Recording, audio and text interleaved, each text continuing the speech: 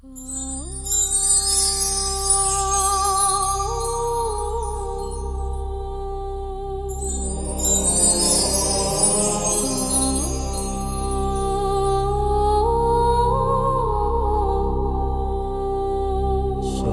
αστραπή μες στη σιωπή ο Γαβρίλ κατεβαίνει. Με κρίνοκάτας προς το χέρι τη Μαριά προσμένη.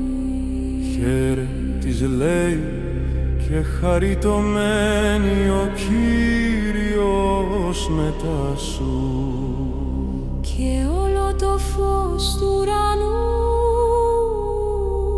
φωλιάζει στην καρδιά σου. Σήμερον της σωτηρίας σήμων το κεφάλαιο, ο λόγος σάρκα γίνεται, το θαύμα φαντερώνεται. Αγγέλοι ψάλλουν στον ουρανό, η γη αναγέννεται, η δύναμη του υψίστου Στο κόσμο εξαπλώνεται.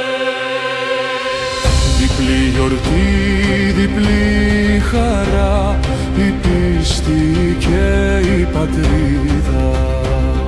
Εσύ Παναγία μας είσαι η ελπίδα μας, από την Ναζαρέτος εδώ το μήνυμα ηχεί, ελευθερία στην Ελλάδα, φως σε κάθε ψυχή. Κύριε ελέησον, Κύριε ελέησον. Παναγία μου, κράτα υπό την προστασία σου την Ελλάδα και τους Έλληνες.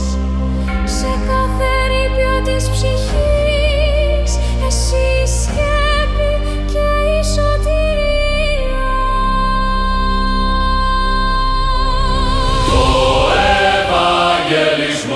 Ευαγγελισμός, το μήνυμα της ζωής. Το Ευαγγελισμός. Χρόνια πολλά Ελλάδα, 25 Μαρτίου.